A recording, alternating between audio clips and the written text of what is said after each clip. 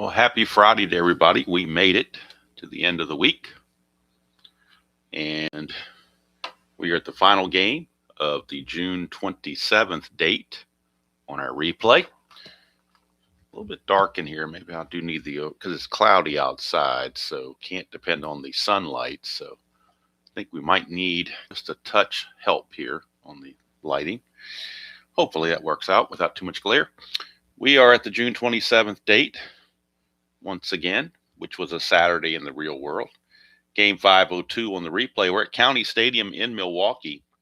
Symmetrical ballpark, singles 1-12, both sides of the plate. Home runs 1-7. Couple roster moves. Jim Pashorek gets sent to the minors. Paul Molitor goes on the disabled list, and reactivated from the disabled list are Glenn Braggs and Greg Brock. Greg Brock's actually in the lineup. Braggs will be on the bench. So 2 roster moves there for the Brewers. Look at the starting pitching matchup. We got right-hander Jim Clancy against left-hander Juan Nieves. Both are having excellent replays. Clancy's 9-3 and Nieves is 8-3 in the replay. So both of them are doing pretty well. Good morning, Trenton. So, and of course, these are the top 2 teams in the American League East. Milwaukee, the best record in the league, 47-22, and Toronto, couple of games back, 45-26. 3 games back, actually. Two games back in the win column, 4 games back in the loss column for a net 3 games back. All right, let's go to the Strat-O-Matic computer and let's get going with the starting pitcher. First of all, left-hander Juan Nieves for the Milwaukee Brewers. Juan Nieves in 1987 was 14-8 with a 4.88 ERA. He's doing significantly better than that in the replay. Let's get his numbers on the replay. He is 8-3 with a 3.69 ERA, 93 innings pitched, 87 hits, 39 walks, and 85 strikeouts. So he's doing quite well for himself. Good morning, Joel. Good to see you. All right, Tony Fernandez will lead off for the Toronto Blue Jays. Get our dice in here. So Tony Fernandez on the replay is hitting .339, 3 homers, 26 driven in. He hit .322 in the real season. And as usual, before the first pitch is thrown, we have the ceremonial first sip.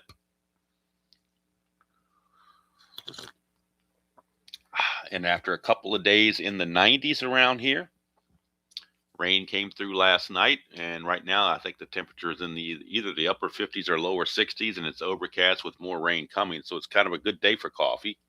Not that there's such thing as a bad day, but some days make coffee taste better than others. All right, here is Tony Fernandez against the lefty Juan Nieves. Fernandez switch hitter batting right-handed.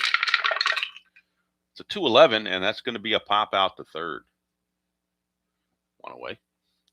And every time I hear the term 2-11, I think of the old show Adam 12. They were always calling it a 2-11 in progress, which I guess was a burglary or something. So I just remember, I don't know why that came to my head. It just did. But I grew up watching those old shows in the 70s. Emergency, Adam 12, stuff like that.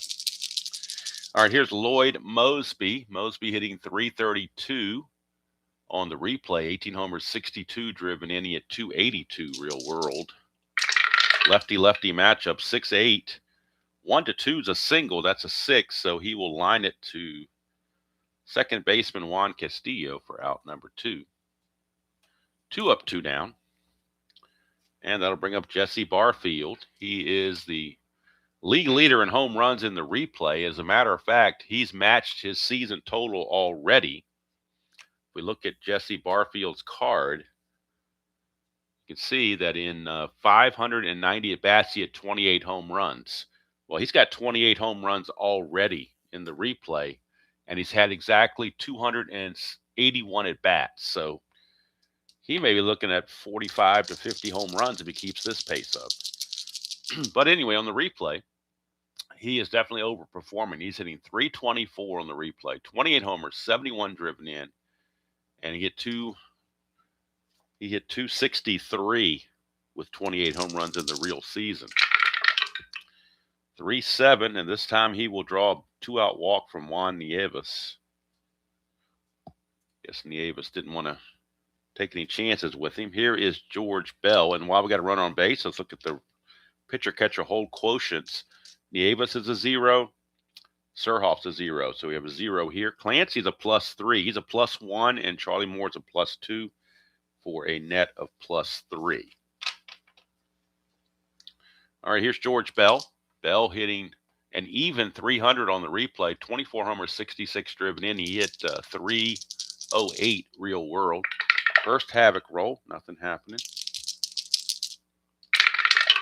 Bell 411, and that's going to be a ground ball first base C, so Brock will get it. Flip to Nieves covering, and that'll do it for Toronto. They are out here in the top of the first. A 2-out walk, but amounted to nothing. We go to the bottom of the first. It is Toronto nothing, and the Brew Crew coming to bat.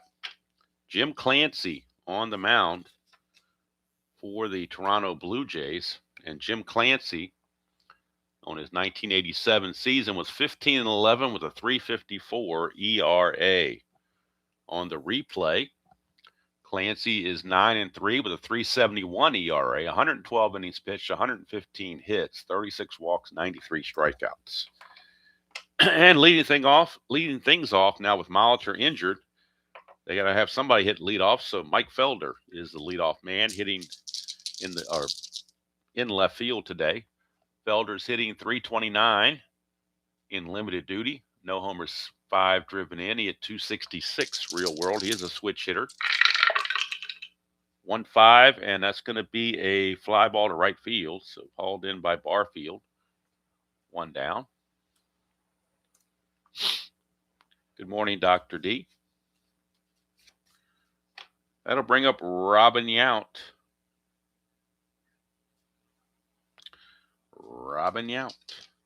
Yount, center fielder. He is hitting .309 on the replay. 15 homers, 59 driven in. He hit .312 real world. 2-8, and a 2-8 is going to be a fly to center. Lloyd Mosby hauls it in. 2 up, 2 down. Of course, tomorrow being Saturday, we'll have the NBC Game of the Week in Fall Classic. 1979 season, Cincinnati Reds visiting the Los Angeles Dodgers. That's in Fall Classic Baseball. NBC Game of the Week tomorrow at noon Eastern. Then tomorrow night at 8 Eastern, I will live stream the final round of the 2025 Waste Management Open in History Maker Golf. The final back 9 will be live streamed. And then Sunday, we will have Sunday Basic Sunday, the 1962 season played in Basic Strat, and that is the Pittsburgh Pirates and the Philadelphia Phillies. All right, here is Cecil Cooper, the designated hitter.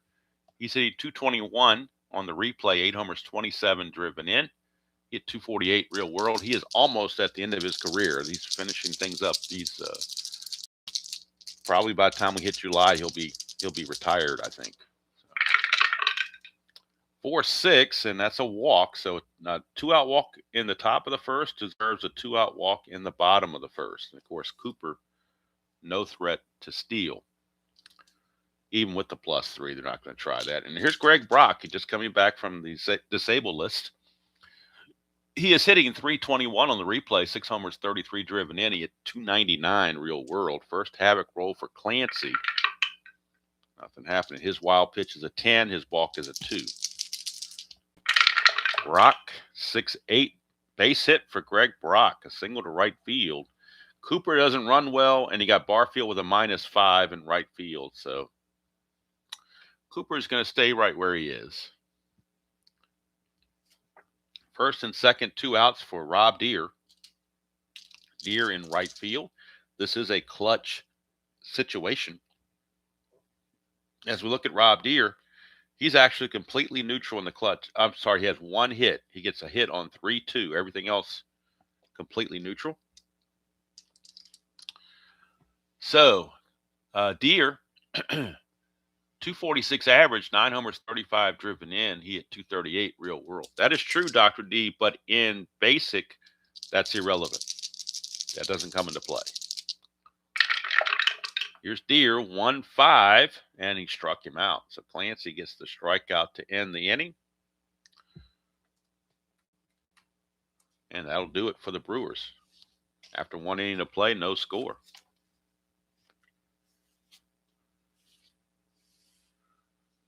For some reason I'm thinking Ichiro Suzuki in one of those seasons might have had a -6 arm as well, or either Vladimir Guerrero Sr. might have had a -6 arm. Those have been the only two that I would think would have even challenged that. Seen lots of, I mean, obviously Barfield is -5. But yes, -6 is pretty insane. All right. With the left-hander on the mound, Nieves, Toronto going to the right-handed platoon at DH with Cecil Fielder. McGriff plays mostly against righties and Fielder against the lefties. In fact, Cecil Fielder had 87%. In fact, I'll show this. Kind of weird. Not weird, but just kind of interesting. If you look at Cecil Fielder's card, you can see he had 87% of his at-bats came against the left-handed pitching. So definitely a platoon thing going there. No question about it. So in the replay, Fielder hitting .312, 15 homers, 27 driven in. He's already surpassed his home run total. He had 14 homers real world and 175 at-bats. He's already got 15 home runs in 93 at-bats. So we'll see what he can do here against Nieves. 3-9, and he will draw the base on balls. Second walk by Nieves, but Fielder, of course, no threat to run, will not be held. And that brings up Kelly Gruber, the third baseman. Gruber hitting .302 on the replay, 8 homers, 25 driven in. He only had .235 real world. That's a 5.11, and as a ground ball pitcher X, Nieves is an E38. Doesn't say what his range is, but the Strat computer says his range is a 3. So it's a 3 E38. He could use a good roll to get a double play here, but those numbers are kind of frightening. 3 and a 12 probably is going to be some sort of a fielder's choice, I would guess.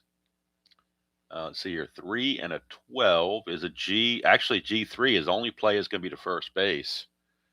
That's a 14, and he's an E38. And somehow, I don't know how he did this, but somehow he avoids the error. Let's look at this up close and personal here. On the X chart. On the X chart. Let's look at the X chart here. Under E38 for a pitcher, you can see the pitcher there, E38, 6, 8, 10, 11, 12, 13, 15, 16, and 18, but no 14. So somehow he managed to avoid the error. His only play is at first base, but he does make it. Fielder will take second base. But somehow, I don't know how he did it, but he managed to do a Houdini there and not commit the error. So there's one away, and that's going to bring up Willie Upshaw. He and Mosby, the only two lefties in the lineup. Upshaw is hitting .213 on the replay, 3 homers, 22 driven in. He at .244 in the actual season.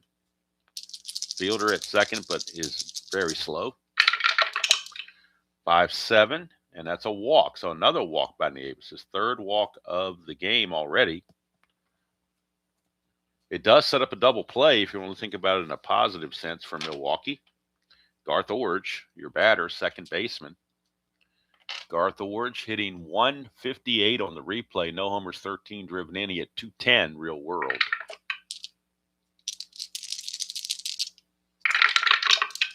It's a 5-5 right-handed, and that's another walk. So Nieves is going to walk the bases loaded.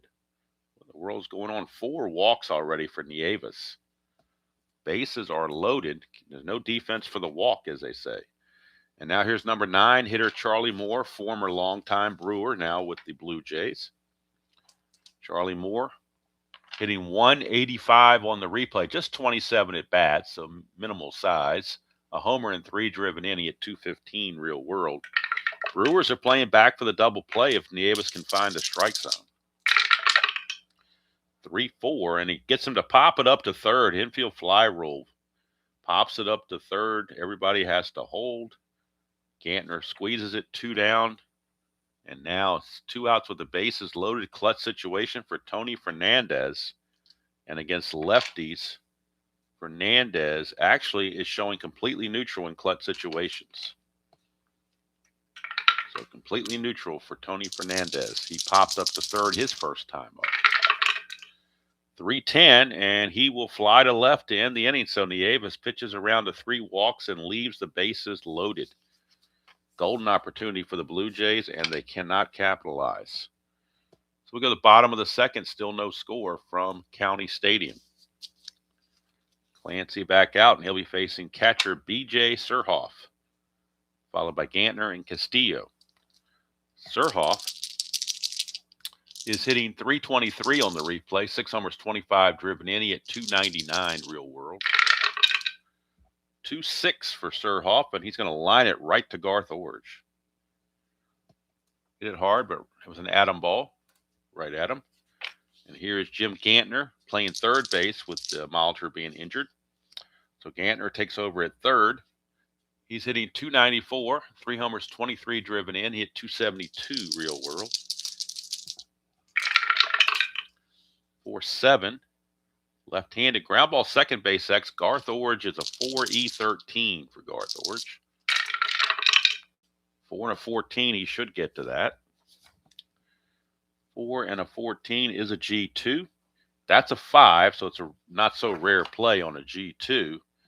Where is G2 on here? Somewhere. There it is down here. Batter gets shot, deflects off the pitcher, yeah, blah, blah, blah. It's the not so rare play. So there are, actually, we'll go ahead and call it 1 to 4 to 3, just to be cute. Why not? Just to be rare.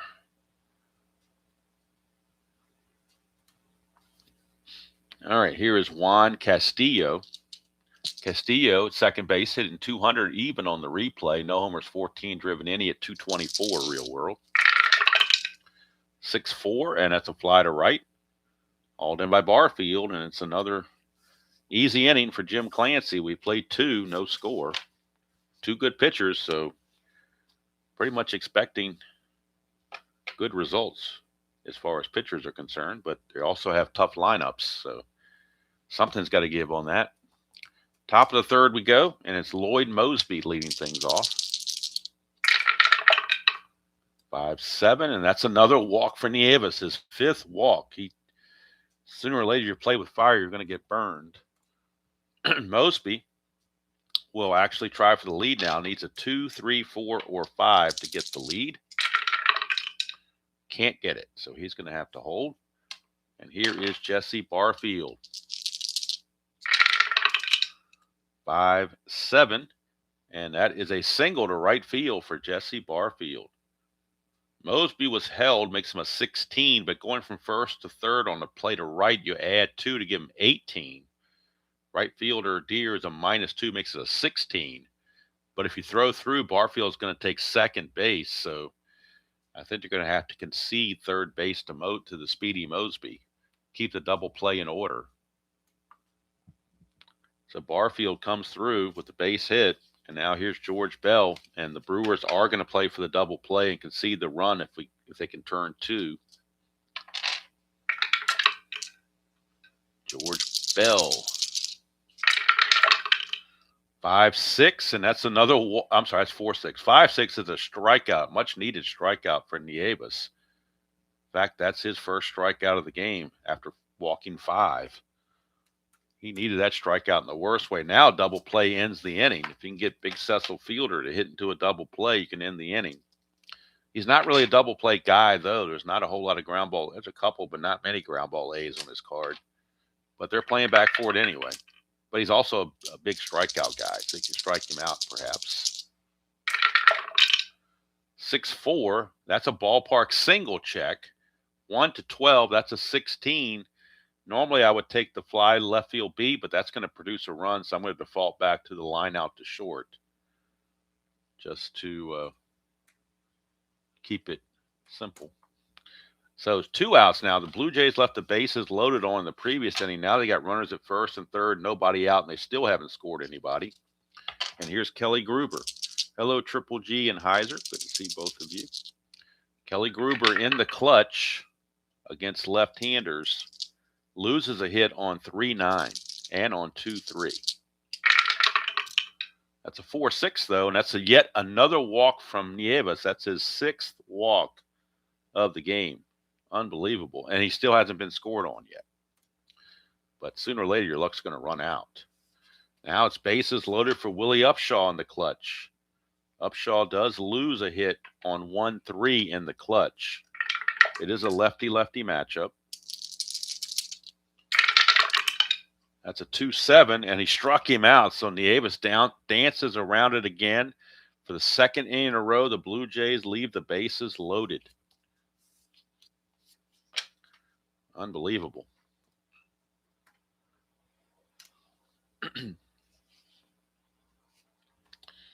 All right. Jim Clancy. Clancy had a 1-2-3 inning last time. This time now he's going to start out with the ninth hitter, Dale Swain. Swain hitting .328, 16 homers, 48 driven in. He hit .252 real world. 310, and that is a fly to left field. I'm sorry, to right field. And there's one away. One down, and that will take us to the top of the order from Mike Felder. That's a 2-8, and that's going to be a 1 for a triple. Anything else will be a single. So base hit for Felder. And now he'll be looking to run for sure. That +3 from Clancy. So a 6, 7, or 8 gets him the lead. And he got the lead. 19 being held as a 17 +3 is going to make it basically a 20. And they're going to, with the T rating of 13 for Charlie Moore, Moore's just going to eat the ball. There's no reason to throw through. So Felder with a single and now a stolen base. And we'll check Felder's stolen base numbers both on the replay and on the actual season. Felder stole 34 bases, got caught 8 times real world. This is stolen base number 7 for him. He's been caught twice. So 7th stolen base for Mike Felder. And he is in scoring position with 1 out for Robin Yount.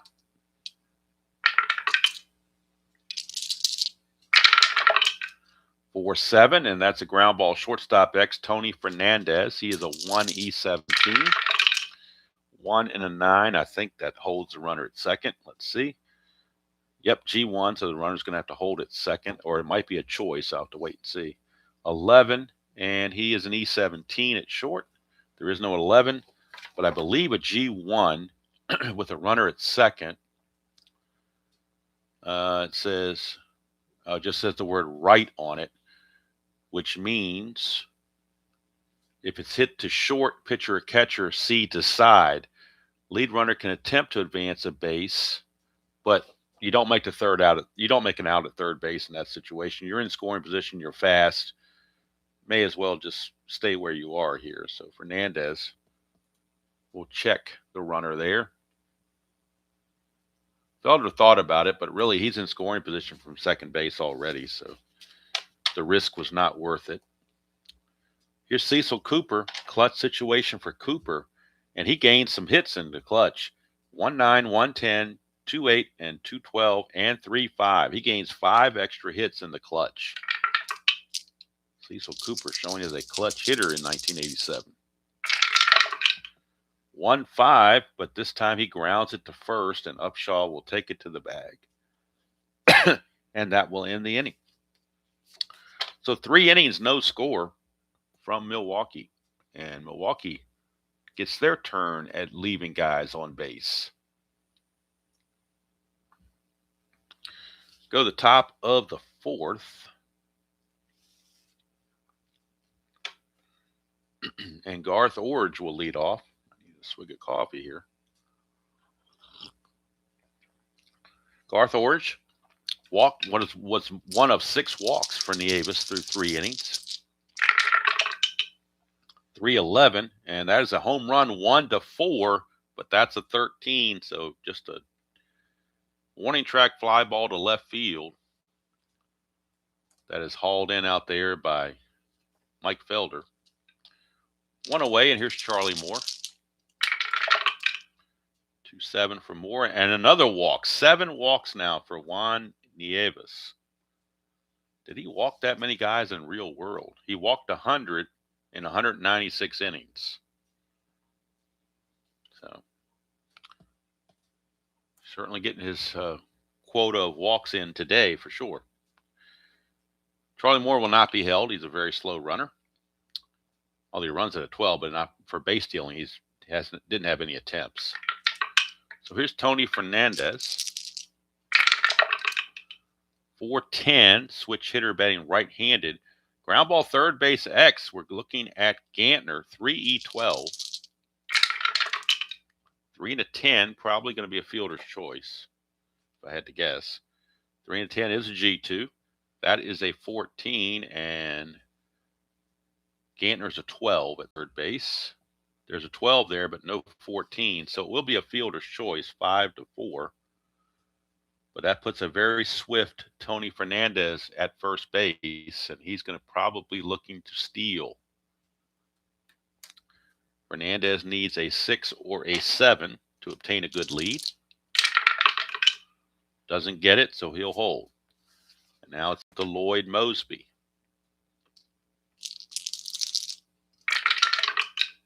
$1-9 for Mosby. It's a triple on a 1-8, but that's a 13, so it's a single 2 stars. That'll put runners at the corners, and the Blue Jays have more runners on base, but have yet to cash them in. Mosby could think about running, but if you get caught stealing with Jesse Barfield at the plate, that's a bad look. So they're going to go ahead and have him hold there. Jesse Barfield in the clutch will lose a hit on 2-7. 4-9, and that's going to be a 1 for a single. Anything else, he lines it to short. And again, the Blue Jays leave 2 guys on base. They've left 8 runners on base in those 3 innings, 9 runners on base total through 4 innings, and have yet to score. Despite Nieves walking 7 guys through 4 innings, there's been no score. Really weird how that's all worked out. So we go to the bottom of the 4th. Hello, Robert. Bottom of the 4th. I looked at my schedule, Robert. I'm about 6 weeks out from playing the Masters in History Maker Golf. So your little primer of your tournament. Good little preview for that course. Of course, you were using different golfers, but still. Looks like you're getting your feet wet back on that game now and getting the rules a little bit better. Here is Brock. He will lead things off. Singled his first time up. 3-9 for Brock, and he's going to single again. He's 2 for 2 since coming off the disabled list. Greg Brock. No threat to steal, though. Here is Rob Deere. Strikeout victim his first time up. 6-6, and that is a strikeout for Clancy, 1 away. That is the second strikeout.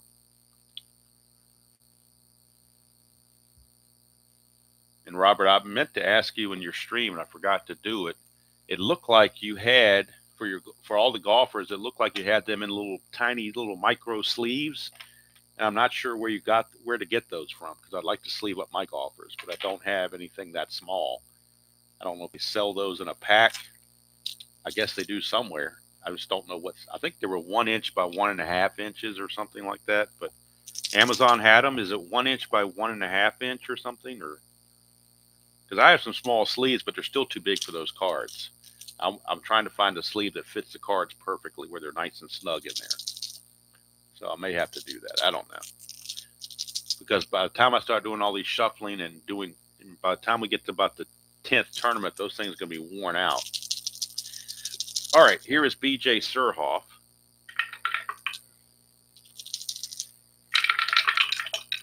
That's a 112 for Surhoff, and he's going to foul out to Charlie Moore behind the plate. 2 down, and it's up to Jim Gantner. I'll have to peruse Amazon and see if I can find something that looks like it might fit. I think it's 1 inch. I have to actually get a ruler out and measure it, but I think it's 1 inch by 1.5, 1 inch wide by 1.5 inches tall. I think. I don't know if that's the right size or not. I'd have to actually get a ruler out and measure them. Here's Gantner, 3-3. Fly ball to right. That's going to end the inning. So no score through 4 here in Milwaukee. Battle for, well, it's not for first place, because even if Toronto wins, Milwaukee will still be in first place, but they will close the gap for sure. Right now they're 3 games back. They don't want to lose and go 4 games back. A Milwaukee victory here would be huge. Milwaukee already won game 1. They don't want to fall further behind Milwaukee. Here's George Bell. 5-4, and that is a fly ball center field X. We're looking at Yount. He's a 2E6. 2 to 13, he'll get to that. E6. Let's see what happens on A6. 2 to 13 is an F2. E6, and that total is a 12. There's a 3, 15, 4, and 18, but no 12. So good play. Robin Yount makes the play, 1 away.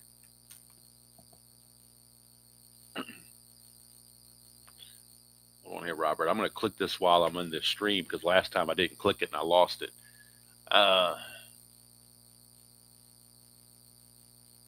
Thank you for the. I'm not going to copy. I'm actually going to click on this, so I have this up in the background.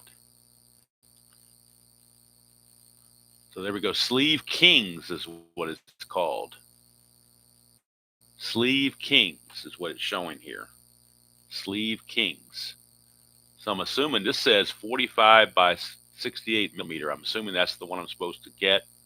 It has 440 sleeves on it. That's what the link sends me to. So I've got that link up in the background. I'm not going to close it until I figure it out. So may very well. I'm always ordering stuff from Amazon anyway, usually Tabby food. But I will certainly check it out. So George Bell flew to center, and now here's Cecil Fielder.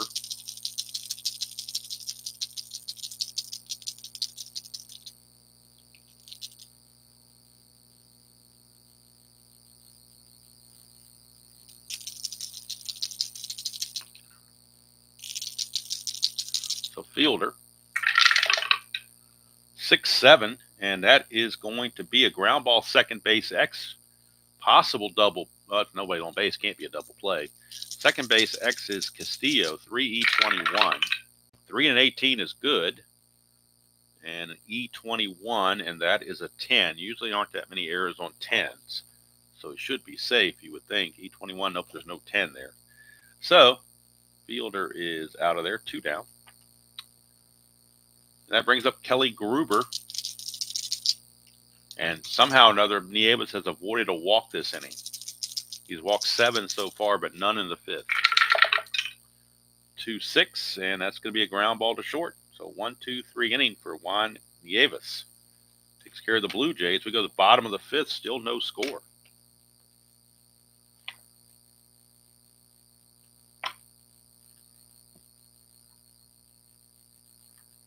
So let's get where I need to be here. Fielder. Rounded to second. Grounded to short for Gruber, and we're ready to go for the bottom of the 5th, and it's going to be Juan Castillo, second baseman. Leading off. 4-6, and that's going to be a walk from Clancy. That's his second walk. Castillo, decent speed. He's going to see about getting the lead. Needs a 3, 4, 5, or 6. Can't get the lead, he'll hold. Here's Dale Swain. 6'9", switch hitter, batting left. That's a single to left field, so first and second, nobody out. Brewers have something cooking here. Mike Felder's an A bunter. I don't usually like to bunt, but I just feel like this reeks of a bunt to try to get some runners in scoring position. So we will go to the bunt chart. Blue Jays are expecting it, so Felder will be a B-rated bunter. First we'll roll havoc, make sure nothing's happening. No. All right, then we go to our bunt chart. The white die is going to tell us who's going to field it, and that's a 1. So let me do this real quick. So the white die is a 1, and that's what it says right here. Determine the fielder. 1 or 2 is a pitcher. So you can see right here, 1 or 2 is the pitcher. So we know it goes back to Clancy. Now as a B bunter, we're in this column right here. So basically anything 9 or under, he's going to have a good roll. That's a 7. So under the B and a 7, it's a good sacrifice. So the sacrifice hit's going to go 1 to 4. Castillo will take third. Swain will take second. Successful sacrifice bunt. Like I said, I don't do it very often, as I don't like giving up outs. But I think in this situation, you kind of, I wouldn't say you have to do it, but it seems to make the wise move. Now it forces the Blue Jays to make a decision this late in the game. We're already in the 5th inning. Do you play the infield in, or do you lay back and hope it's not a ground ball B or whatever? Man, Blue Jays have confidence in their offense that they will get through, so they're going to play back. They don't want a ground ball B plus or A plus going. There's an A plus sitting right here. There's a plus sitting right there. There's a pound sign on the defensive chart. So they're going to play back. Of course, Clancy could get the strikeout or a pop-up. That would help too. 4-10, but it doesn't matter where they're playing. 4-10, the 1-9 home run, and that's gone. Robin Yount says you can play wherever the hell you want. I'm going deep with an Earl Weaver 3-run home run. Robin Yount, a 3-run bomb. We will look at the replay. Nice and close up for the home runs. On Jim Clancy's card, a 4-10 against right-handed pitching or right-handed hitting is a home run 1-9. Double die is a 2, so that's gone. Robin Yount, home run number 16 on the replay. He only had 21 real world, so he's way above his skis too. RBI 60, 61, and 62 for Robin Yount, a 3-run home run. So without Molitor on the team right now due to injury, Robin Yount figures he's got to carry the load, and he's carrying it quite well right now. Here's Cecil Cooper.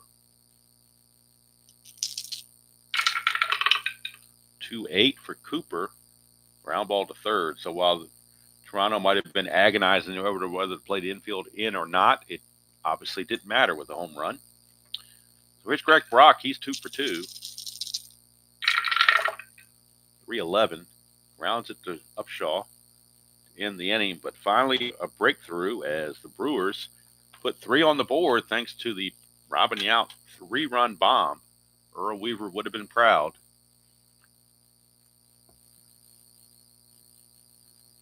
And we go to the top of the 6th. And this is the fatigue inning for Juan Nieves. So we'll keep an eye on his fatigue. Bottom of the order for the Blue Jays is going to be Upshaw, Orge, and Moore. But I don't allow pinch hitting until the 7th unless there's a pitching change. So the Blue Jays have to stick with who they have. Here's Upshaw, 1-9, and that's yet another walk, the 8th walk issued by Nieves.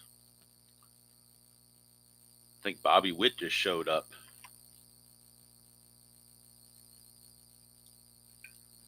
All right, here is Garth Orge. Upshaw could think about it, but down 3-0. They really don't want to run themselves out of an inning, so he'll hold on. 1-11 against the lefty is a ballpark single, 1-12, but that's a 13. So he will line it to short, 1 away. 1 down for Charlie Moore. Moore is 0 for 1 with a walk. 1-7, and that's a ground ball short. That's going to be a Giovanni's Tailor Shop tailor-made double play. Let's do the home runs close up. We'll do the Giovanni's Tailor Shop close up. 1-7 against lefties. Ground ball shortstop A. The plus is irrelevant in this case. Infield's not in. So Charlie Moore, 6-4-3 double play. Giovanni's Tailor Shop tailor-made double play. Giovanni's Tailor Shop in Lemoyne, Pennsylvania. If you're in the area, be sure to check them out. Tell them Demo sent you. They'll give you a discount on your tailoring needs. They are the unofficial sponsor of the channel, but the official sponsor of the Giovanni's Tailor Shop tailor-made double play. And, of course, tailor-made double plays are defined by ground balls to short and second that turn into double plays. They are tailor-made. So we go to the bottom of the 6th. And the Brew Crew back out looking to add to their lead. And they will send Rob Deere to the plate. 1-8 for Deere, and that's a strikeout. Nothing new there. He's got the hat trick. He's struck out all 3 times. In fact, the only 3 strikeouts of the game for Clancy belong to Rob Deere. He struck him out 3 times. Deere had 186 strikeouts real world, so nothing unusual there. Here's Surhoff. 1-7, and he will draw a base on balls. And that is the 3rd walk issued by Clancy. 3 walks, 3 strikeouts. So we've had 11 walks in this game already. And here comes Jim Gantner. Surhoff, not going to try anything, I don't think, or will he? 3-0 lead. You know what? He's got an asterisk, so we're going to try for the lead. 5 through 9, he gets the lead. 10 through 12, he is out. That's a 7. He's going to get the lead, so he's going to go. He's a 15, being held as a 13, but the +3 is a 16. 1 to 16, he's in there. And he's thrown out with a 20. Do you believe that? Surhoff thought he had a perfect opportunity for a stolen base, and Charlie Moore rolls a 20. Unbelievable. Let's get Surhoff's stolen base numbers. Real world and now on the replay. He didn't steal that many, I don't think. Well, he stole 11 bases, got caught 10 times. That's why he's got these numbers over here. So he's basically a 50-50 steal person. In the replay, he's only stolen 1 base, got caught once. Now he's stolen 1 base, got caught twice. But he hasn't had that many opportunities. So if I can give him an opportunity, I want him to try to at least attempt, close to 20 stolen bases before the year's out. So, but you roll a D20, you just got to tip your cap to the catcher. That's all you can do. All right, here's Jim Gantner now. 2 outs, bases cleared. And plus, they had a 3-0 lead, so they're kind of playing with house money. 6-8, and that's going to be a single. Base hit for Jimmy Gantner. 2-out single for Gantner. He's going to try for the lead, and he's a 7. Does Gantner. And he gets the 7. He's going to go. 17 being held as a 15, +3 is an 18. 1 to 18 for Gantner. And he barely got in there, but he did. Stolen base for Gantner. So let's get the numbers on Gantner for his stolen bases. See how many he had real world versus replay. In the real season, Gantner stole 6 bases, got caught twice. On the replay, that was his 3rd steal. He's been caught twice. So the 3rd stolen base of the replay for Jimmy Gantner. So it turns this into a clutch situation for Castillo. And Castillo in the clutch loses a hit on 3-10. Everywhere else he is neutral. 3-8, and that's another walk. So 4th walk issued by Clancy. Put runners at 1st and 2nd for the very dangerous Dale Swain. And in the clutch for Swain, he will gain some hits here. 1-4 and 1-10 and 3-10. 3 separate hits. In fact, he turns a strikeout into a hit there on that 1-4. Clancy, 2-4, is going to be a ground ball to 2nd, and Forge will take care of it to end the inning. So we go to the 7th. It's still 3-0.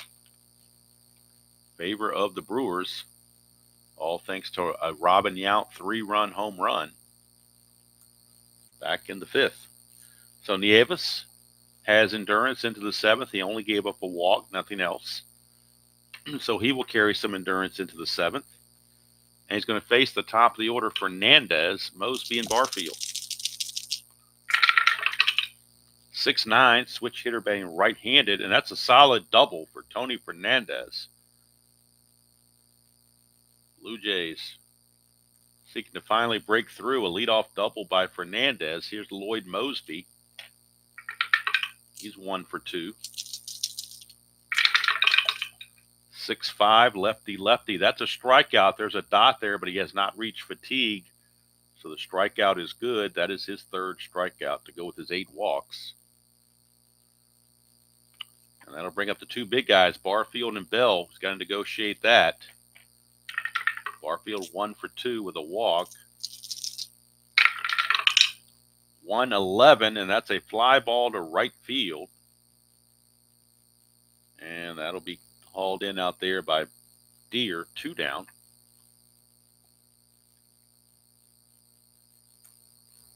Deere has a -2 arm. Fernandez could try to move to third, but really not going to gain a whole lot in that. The risk is not worth it. Especially you got George Bell standing there on deck. You don't want to run yourself out of an inning down 3-0. So now we got Bell in a clutch situation, and he is completely neutral in the clutch. 3-7, and he struck him out. So Nieves gets the big strikeout. And again, another left on base by the Blue Jays. A leadoff double amounts to nothing. And Nieves has endurance to continue into the 8th.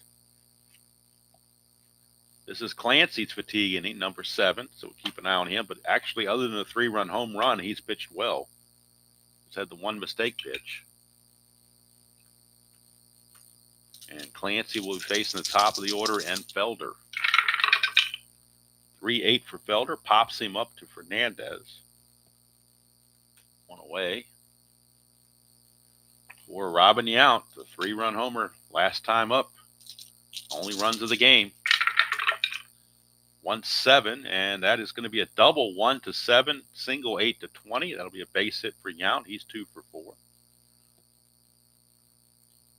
Yount's going to look to get the lead. Needs a 5 or a 6. And he gets the lead. He's going to go 16 being held to 14 plus 3 is a 17. 1-17, and he's in there, and it's a possible throwing error on Charlie Moore. He's a T13, and he throws it away. So the stolen base for Yount forces the errant throw by Charlie Moore, and he's on third base. So let's get Yount's, first of all, let's get his stolen base totals, real world and replay. Yount, real season, 1987.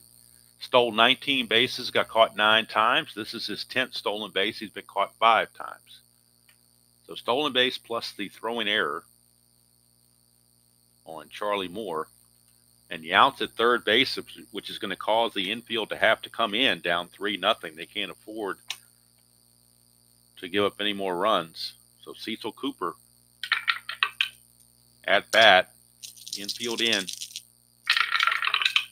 5-6. That's a big strikeout for Clancy. That certainly helps. That is his 4th. So now infield back to normal. Clutch situation for Greg Brock, who is 2 for 3. And in the clutch, Brock will gain a hit on 1-2. And that's it. Just the 1-2.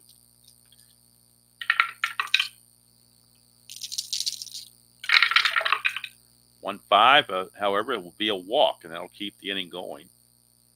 Get another walk in this game. 5 walks for Clancy to go with the 8 walks from Nieves.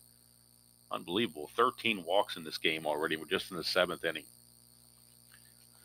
So it is first and second, 2 outs, and we go to Rob Deere, who has struck out all 3 times. Clutch at bat for Deere as well. And in the clutch, he has no ratings there, but look at that column 1 and column 3. He does have a clutch 3-2. He avoids a strikeout on a 3-2 and gets a hit. Here's Deere, 5-11. That's a fly ball left field X. That's George Bell. Bell is a 2 E13. Got to make the play. 2-17. He'll get to it. Now it's just the E13 to be concerned about if you're Toronto. And that's a 5, so that's a rare play. So let's see what we got here on the 17 and a 2. That's an F3. So we're looking at an F3 rare play. It says the outfielder runs in the gap, makes a nice catch. Well, that's all there is. That's the 3rd out of the inning. You don't have to go any further. There's nothing else to be worked on. It's talking about an appeal play at third base for the guy tagging up, but that's irrelevant. That was the 3rd out of the inning. So George Bell runs it down. Yount would have been out on an appeal play for a double play had there been less than 2 outs. So that's going to do it. Clancy will remain in the game as well. So Nieves back out will face Fielder, Gruber, and Upshaw. Here's Fielder. 211 for Fielder. That's a ground ball to short. We tight-roped it around a ballpark blast, which would have been a home run, but it's not. It's a ground ball to Mr. Swain. One away. And here's Kelly Gruber. Problem with the Blue Jays trying to pinch hit, most of their best pinch hitters are left-handed. So as long as Nieves is in the game, they're probably going to stay on the bench. Here's Gruber, 5-4. And that's a fly ball center field X. We're looking at Yount again, 2E6. 2 and a 5. I think you'll still get to that. 2 and a 5. Yep, F2. So that's good to go. 13, and he's an E6. There's no 13. There's a 4, 3, 15, and 18. So Yount makes the play. 2 down. Nieves facing Willie Upshaw, who's walked twice and struck out. 1-8 for Upshaw. He will walk again. That is the 9th walk issued by Nieves. I don't think I've ever had a pitcher stay in the game long enough to get 9 walks, but he's pitching a shutout, so, not going to take him out, that's for sure. Here's Garth Orge. You'd like to pinch hit for Orge, but I think you look, they got Manny Lee as a switch hitter, but everybody else that's available, Griff, Leach, Witt, and Mullenix are all left-handed. The reason Orge is in there to begin with is because he's a right-handed hitter. You could bring in Manny Lee here, but I think their philosophy was Orge was going to hit the lefties, so we'll keep Orge in there.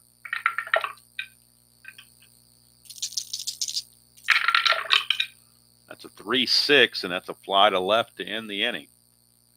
So Nieves could go for the complete game here, although his pitch count, I'm sure, is pretty high. They will have Dan Plesac loosening in the bullpen just in case. Clancy going to try to finish what he started as well. They'll be facing Surhoff, Gantner, and Castillo.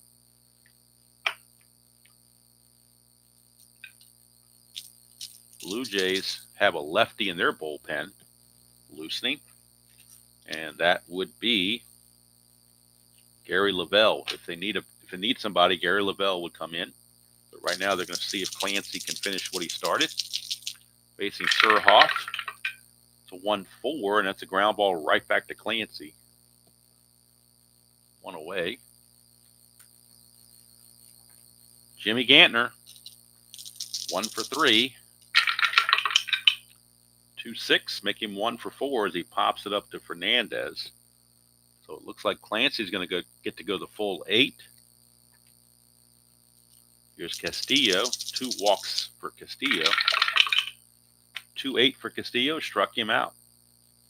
That is the 5th strikeout for Clancy. So all in all, Clancy pitched pretty well. 8 innings pitched, 7 hits, 3 runs. We will cap Clancy there. Even if it goes to the 9th, we're going to cap Clancy at 8 innings pitched, 7 hits, 3 runs. They were earned.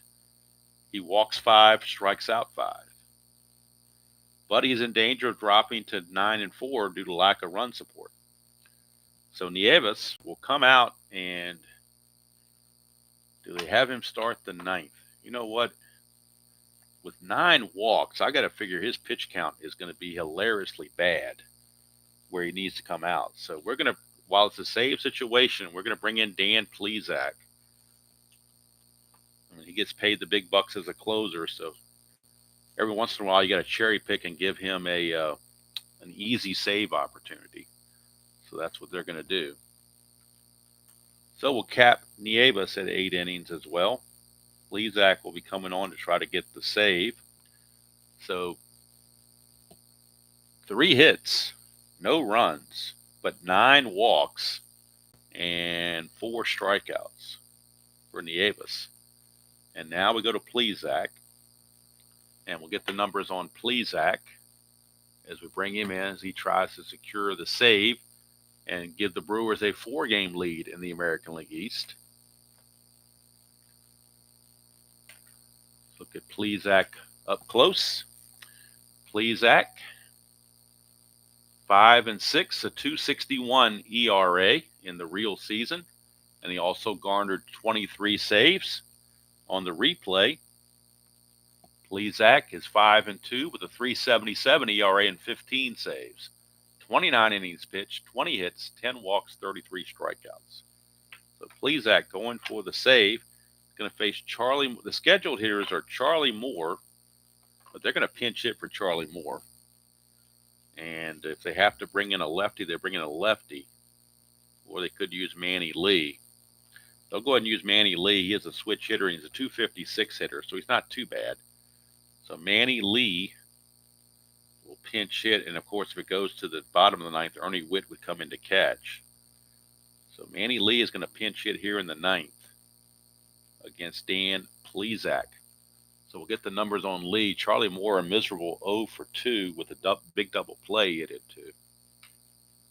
So he's coming out, and Manny Lee is entering. Lee on the replay is hitting 241, no homers, 4 driven inning at 256 real world. Switch hitter, batting right-handed against Plesac. That's a 1-8, and that's going to be a ground ball to short. Swain is there, 1 away.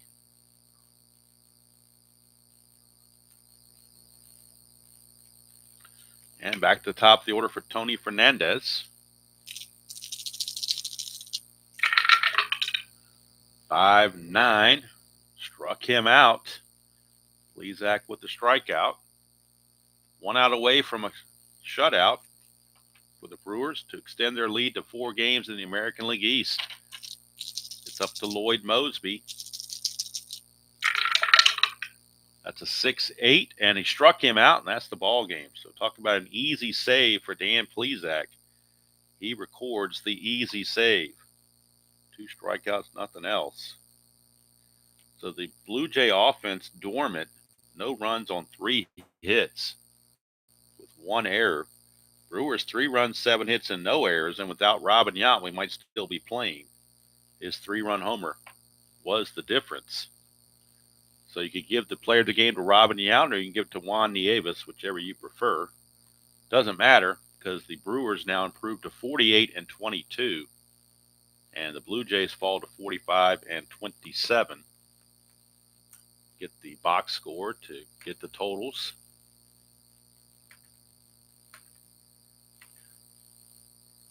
Anything out under the... Well, the Blue Jays left 11 on base. That was their killer. They left the bases loaded here, 2 on base here, and guys in scoring position here. So the 11 left on base really came back to bite them, as it turns out. Don't forget, tomorrow at noon Eastern, we will have the NBC Game of the Week on Fall Classic Baseball, 1979 season. We'll be at Chavez Ravine in Los Angeles for the Cincinnati Reds and the Los Angeles Dodgers. Then tomorrow night, roughly 8 o'clock, we'll have the final round of the 2025 Waste Management. That will be a live stream for the back 9 for the leaders. We'll pick it up with the back 9, and that'll be roughly 8 o'clock on the Waste Management Open. Then on Sunday, the 1962 Sunday Basics Sunday Strat game will be Philadelphia at Pittsburgh. Bob Friend on the mound for the Pirates. I believe his name is Jim Owens on the mound for the Phillies. That'll be recorded and uploaded on Sunday, since I don't stream on Sundays most of the time. So that's what's on the agenda for the next couple of days. And then, of course, come back on Monday morning for the June 28th date. So the doubleheader between Minnesota and Texas and the game between Oakland and Cleveland, I will play offline to finish out this date in the schedule. And then Monday we'll be all set for the June 28th date, and we'll figure out who's on the schedule to play when. So RJL, thank you again for the link, so I can look at those sleeves on Amazon and see if I want to purchase them or not, or if I think it might be a good move to do. I would think probably it would. I don't know though, because I'm probably only going to use that season set for this year to play through this season, because next year I would get the 26 golfers, and the 25 golfers would probably go by the wayside.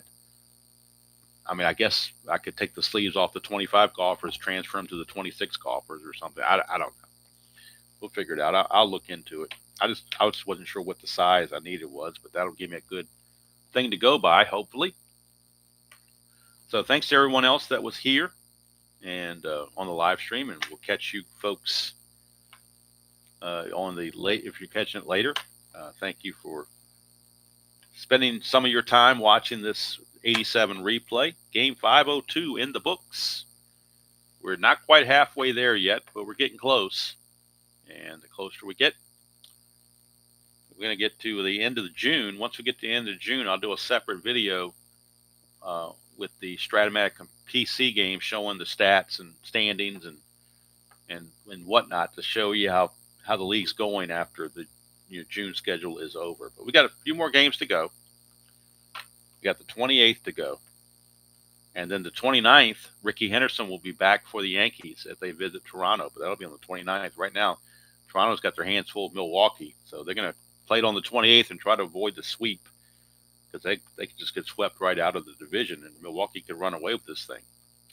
But that's going to do it from here. Hope you all have a great Friday and a great weekend, whatever you have planned. If you enjoy Fall Classic Baseball, chime in at noon Eastern for the NBC Game of the Week, 1979 season between the Reds and the Dodgers.